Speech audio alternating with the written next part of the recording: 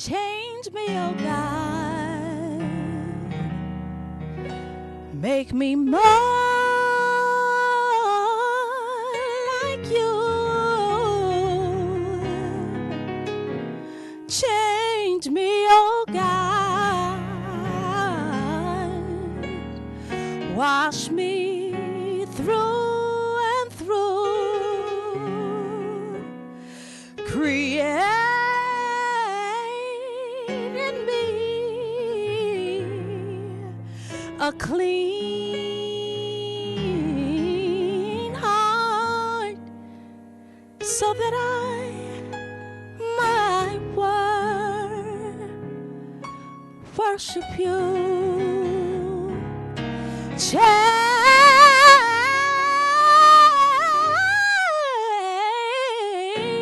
me, oh God. Make me more like you.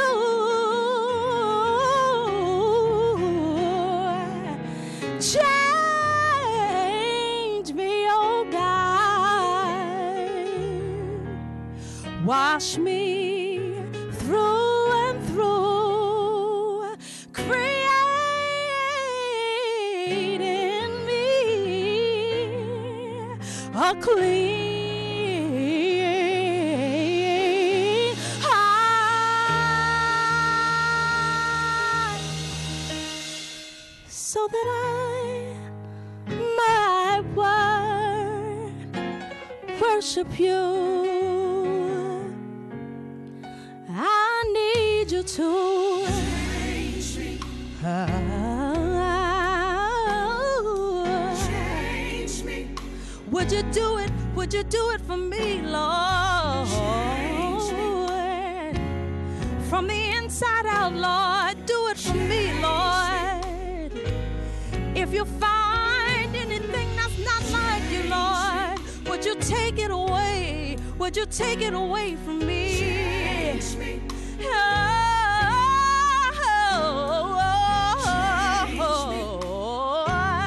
Would you do it for me, Lord? Change.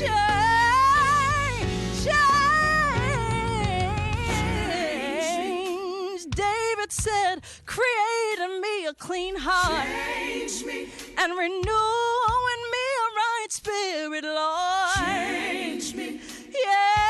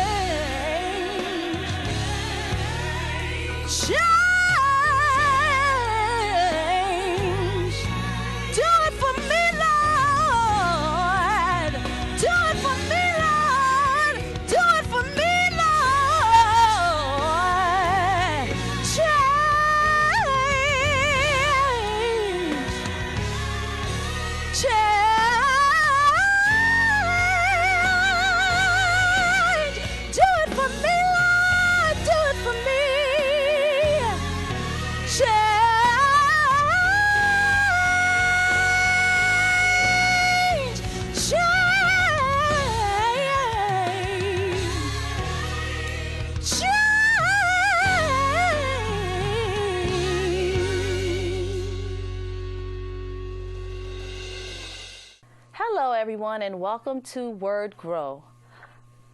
We have a fabulous guest today. Her name is Miss Larissa Gripper. She is a phenomenal dancer, and we're just going to try and get to know her a little better and ask her a few questions.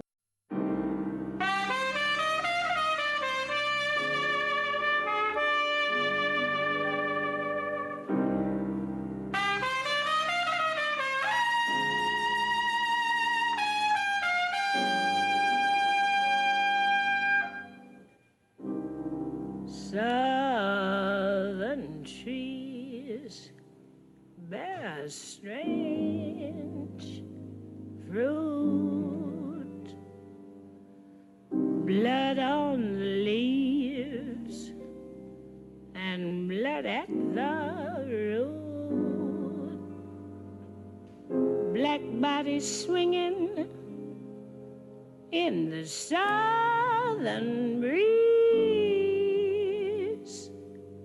strange fruit the poplar trees.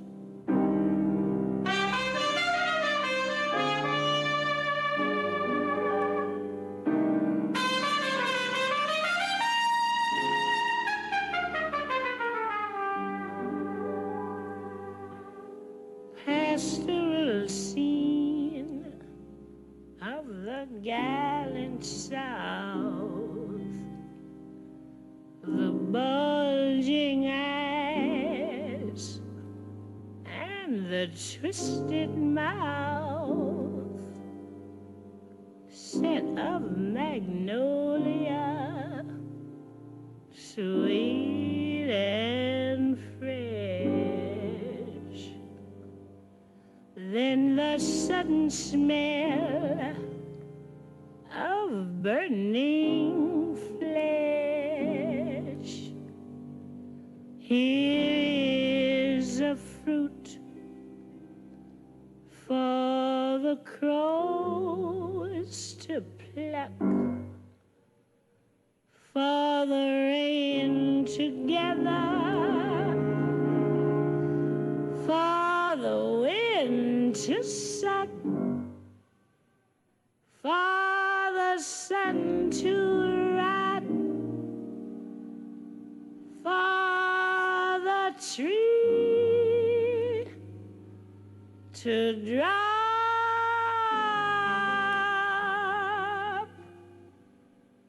Here's a strange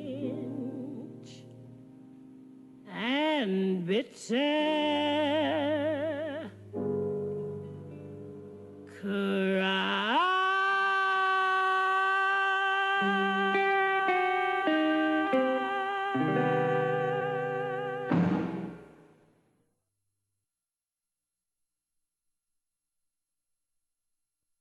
Hi, Larissa. How are you? Fine, thank you. How are you? I'm great. I'd like to know, how long have you been dancing? I've been dancing since I was 3, which makes 20 years. Wow, 20 years. That's fantastic. Who are some of your favorite dancers? My favorite dancers are Ms. Dewana Smaller from Alvin Ailey, who now has a dance performing arts center to give back, and Misty Copeland, because she is a prime example of what African American can achieve through dance.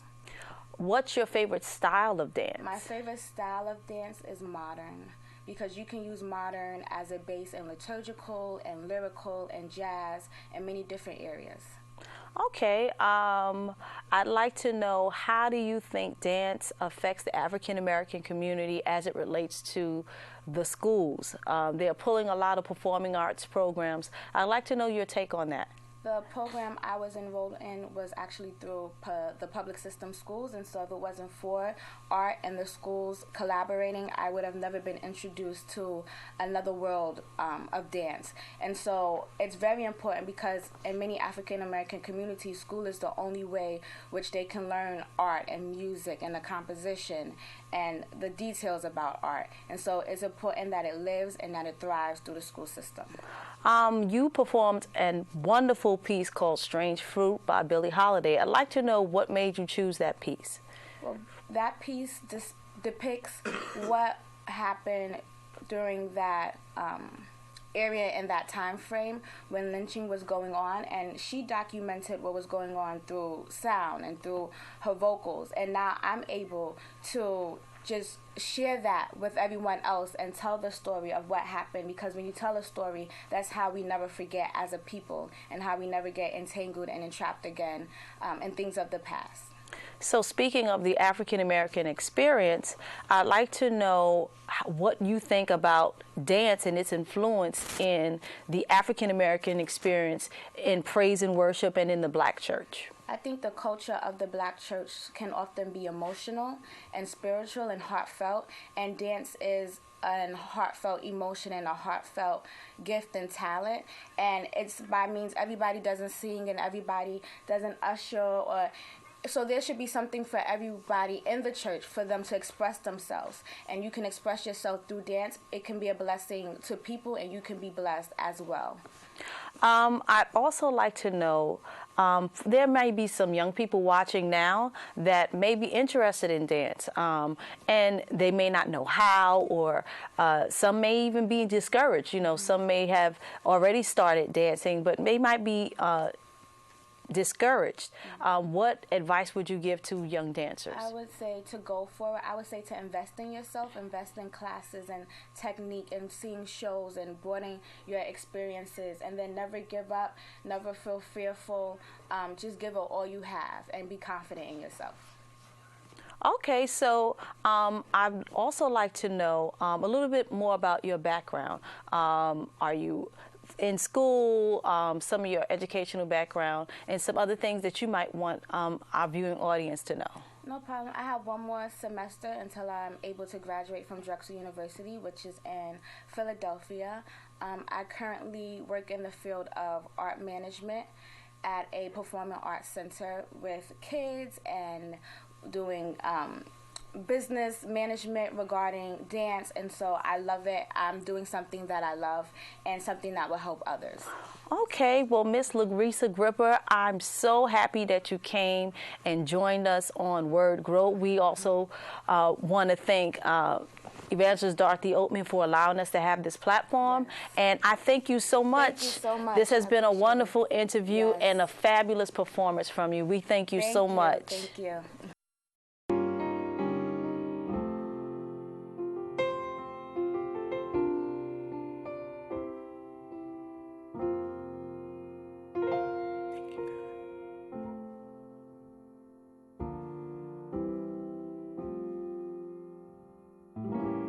Because the Lord is my shepherd,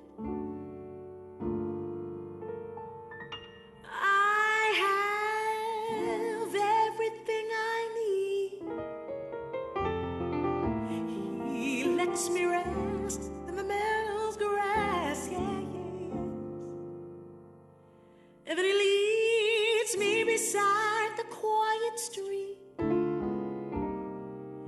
He restores my failing hand, yes, and he helps me to do what honors him the most. That's why I'm safe.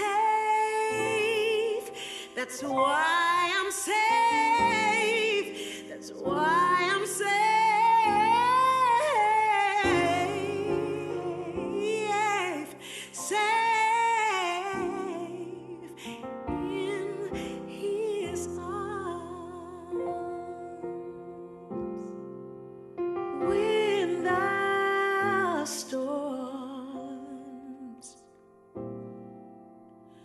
When the storms of life are raging and the billows they roll, oh, they begin to roll and high.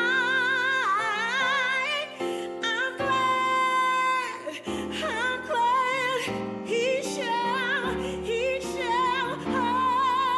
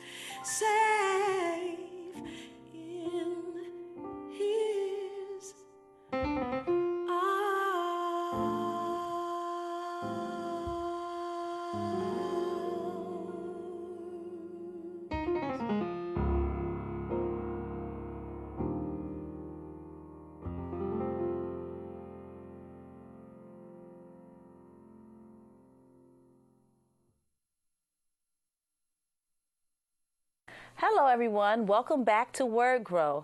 We have a phenomenal guest. Her name is Miss Mariah Washington. She is a wonderful, wonderful dancer, and we're just going to get to know her a little better. Hi, Mariah. How are you? I'm good. Welcome to Wordgrow. I'd like to know, how long have you been dancing? Well, if you ask any family member, they'll tell you I've been dancing since I came out the womb, but I've actually been dancing for about 20 years. Wow. Who is your favorite dancer? My favorite dancer would have to be my ballet dancer, Miss Desiree Allen. I absolutely love the way she dances and how she uses her dance to bring the audience in and attract the audience. I'd like to know how you feel about, as you know, many of our performing arts programs are being pulled out of our schools. So I'd like to know what's your take on it and how important it is for especially black children to be exposed to dance and other parts of the performing arts. Well, the arts is very important. I think as African Americans, we often need an outlet, a way to give off the negative energy that is often put upon us. And what better way to do it than through arts and music in a positive fashion. So the arts and music should definitely stay within the school system and stay within the African community. What are your favorite forms of dance? I'd have to say my favorite forms of dance would be African and praise dance. Praise dance. Yes. Well, speaking of praise dance, you just performed a wonderful, wonderful piece called Safe in His Arms. Yes. What does that song mean to you? Why did you choose that piece? I chose Safe in His Arms. The piece basically allows you to remember that no matter what you're going through, you're going to be safe in God's arms. He's going to keep you. He's going to protect you. He's going to have your back. And especially during the time that we're in where negativity is all around, you have to have that mindset that no matter what's going on, everything's going to be okay. Okay. How do you think praise dance in particular affects the African American spiritual experience in our churches? Praise dance can do a lot, especially within a church service, through ministry. You can save someone's life essentially through your emotion, through your facial expressions, through the music. You can easily draw someone in, someone vulnerable, somebody's spirit who has been low, and the word might not be where they can get the ministry that they need. It could be from a simple dance. And so I think it's very important to have dance ministries in the church. I do also. There are maybe some young people watching that may be interested in dancing. Do you have any advice for them? Absolutely. If you're a youth member trying to get into dance or getting to the arts, I would say be patient with yourself. You're not going to get everything the first try, but also don't compare yourself to others. Everything doesn't have to be like someone else. You can do your own thing and be your own person. Absolutely, and that's what I love about dance is that you get to actually be your authentic self. Yes. So I just want to say thank you so much for coming out and giving us and sharing your wonderful, wonderful gift. What has been one of the most memorable experiences you've had dancing, be it at church? If you could just name one that you would not forget. One that I would never forget was after dancing, someone coming up to me and saying that they enjoyed my piece, but it also helped them with a certain personal situation that they were having. And I think that means the world to me because ultimately it's not dancing just for fun. You know, it's dancing with a purpose. And so as long as the purpose is being fulfilled, that's all that matters. That absolutely, as long as we are able to touch somebody's life and make a difference, just as you have today. So I just want to take the time to say thank you to you, Miss Mariah Washington, for coming out and just being a blessing. Certainly, my mom, Evangelist Dorothy Oatman, has appreciated you coming on this platform. So just thank you so much for coming, and hopefully we will see you again. Thank you so much. Thank you. In ebony eyes, I look deep within. With ebony eyes, I look at you and I see me. And maybe my hair is not as straight as you, and so my hair is curled. doesn't mean that I'm any different from you. And within all of us, we bleed. We all crave to be as one. Ebony eyes, I see you. Do you see me? When you look at me, what do you see? When I stand in the mirror, I see a black girl, thick and filled with curves. When you look at me, what do you see? When I look in the mirror, I see a black woman, intelligent and bright, and just wanting to see the light. When I look at you, I see someone. When you look at me, do you see someone too? We all dream to be free, as what we all want to do. And within our culture, if we all stand together and unite, we'll be stronger and brighter than the light. And remember, with God's blessing, we all can take flight. Hello, everyone. Welcome back to Wordgrow. We have another amazing guest.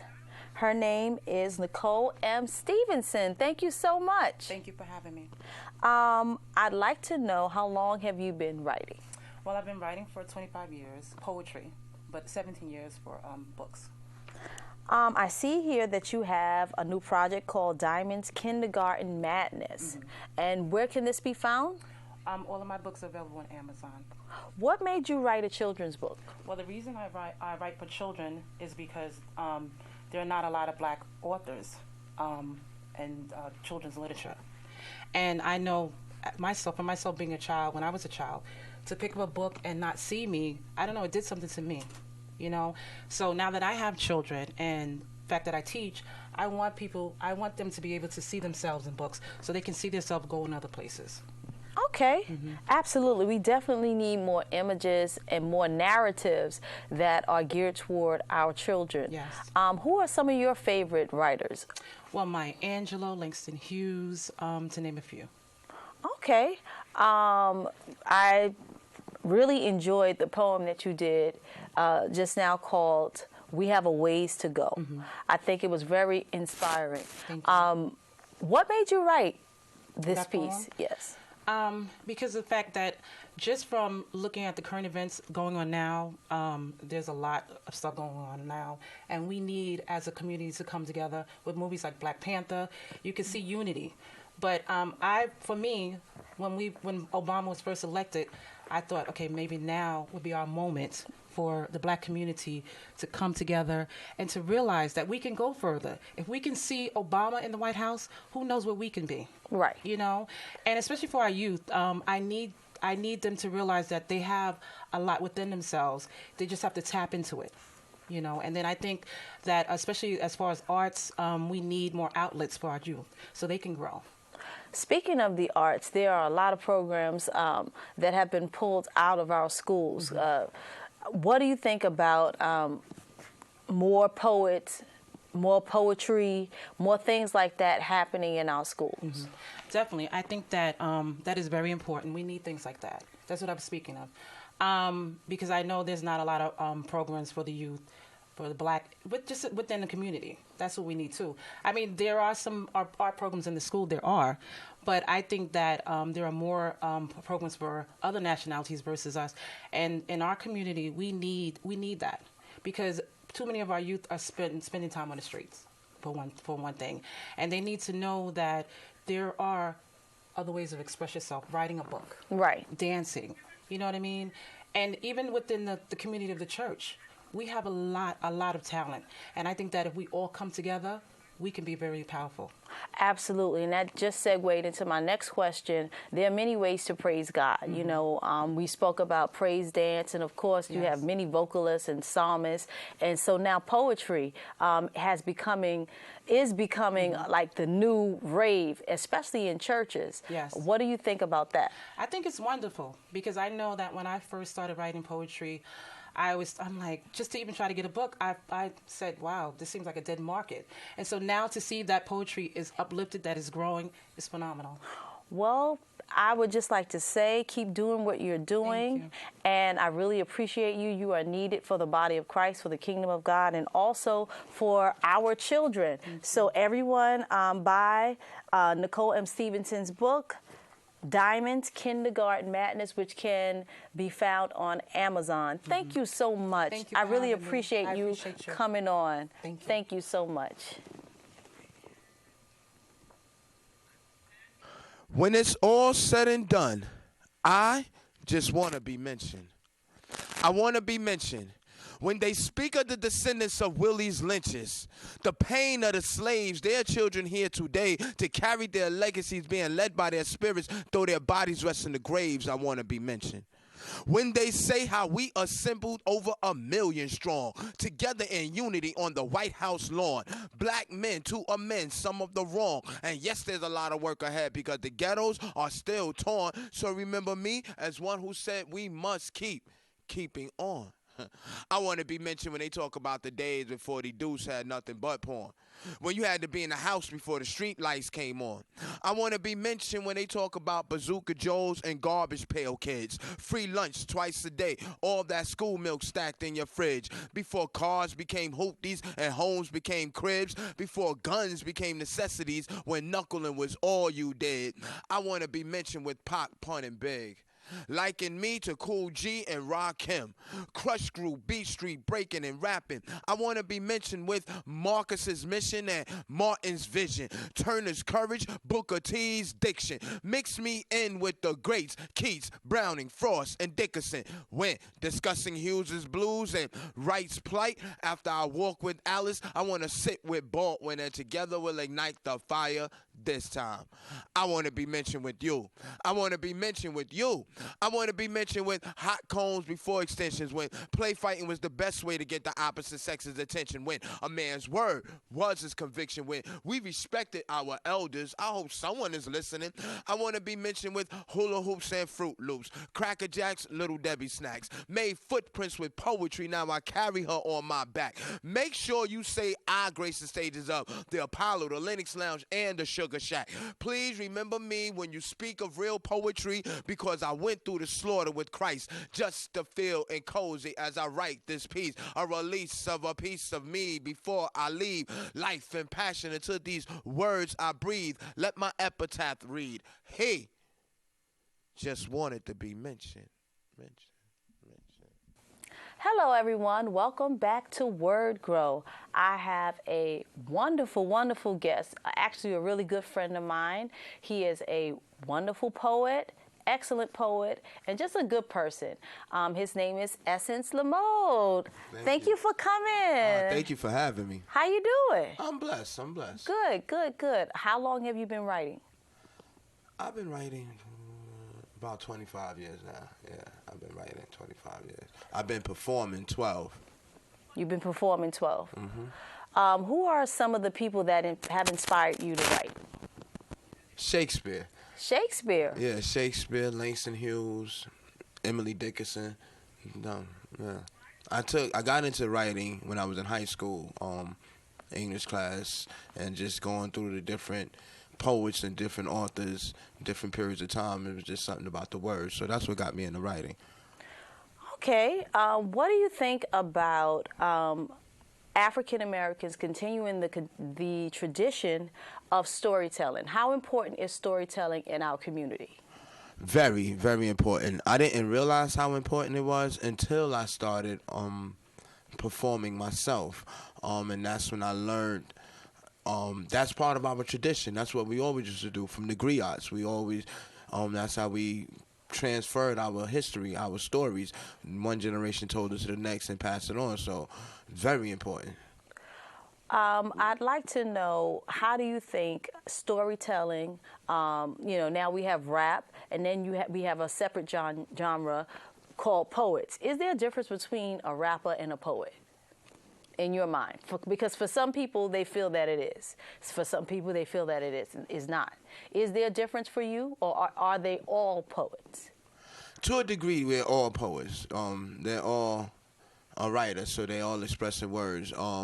The difference comes in, I guess, with the rhythm and the context. Said that to say, most rappers is writing to the beat, and the context is as far as don't want to limit it to street, but as far as just are different from poets. More or less, us poets, spoken word artists, we talk. So the rhythm is in our head, it's in our mind, as far as opposed to trying to find a rhythm, keep up with a rhythm on a beat or a track. Now, I heard you mention street. Do you think that most rappers basically tell the stories of their experience, or whereas poets speak to everybody? You know, you can write a poem about the perspective of the sun. You know what I mean? Even though you're not the sun, you can write and speak to that because you're a poet. Would you say that that's the difference? Not just the beat, but is it a mindset? It's the mindset. That's a great way to put it. I feel it's the mindset. Because,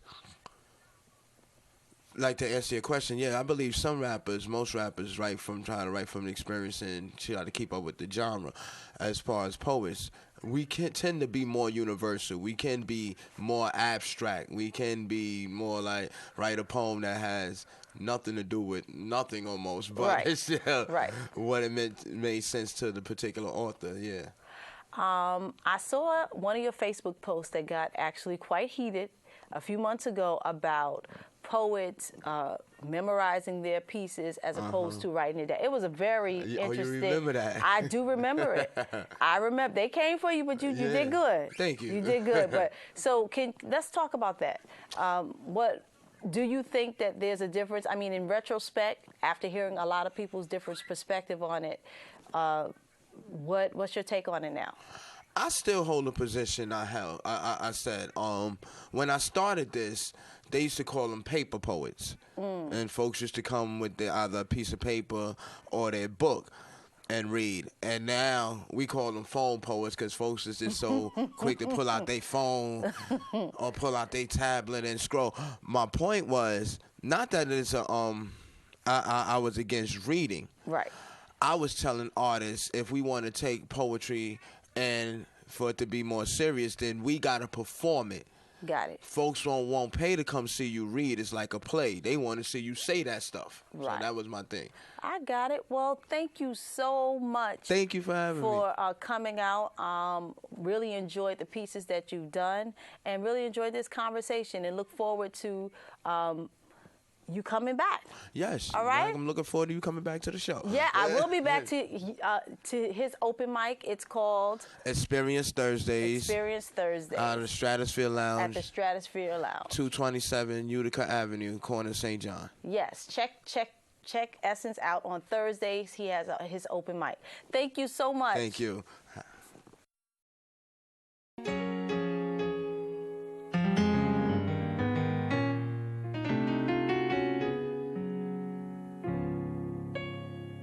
Change me, oh God, make me more like you. Change me, oh God, wash me through and through, create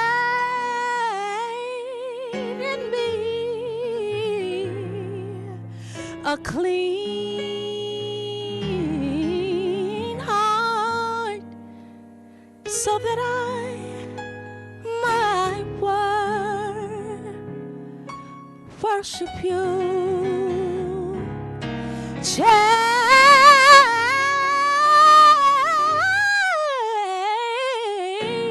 me, oh God, make me more